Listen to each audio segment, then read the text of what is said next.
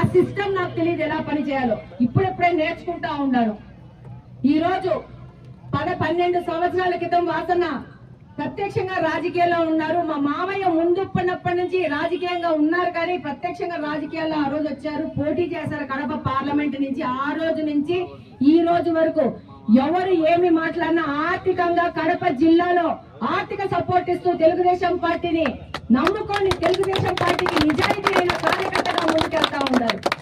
ఈ రోజు గత 5 సంవత్సరాల క్రితం కూడా ఇదే స్థలాన్ని పార్టీ ఆఫీస్ కి నిర్ణయం చేసుకొని ఆ రోజు కేబినెట్ లో పెట్టుకొని పర్మిషన్ తీసుకొని వస్తే అంతలోనే గవర్నమెంట్ మారిపోవడము, అంతలోనే దీన్ని క్యాన్సిల్ చేయడం జరిగింది.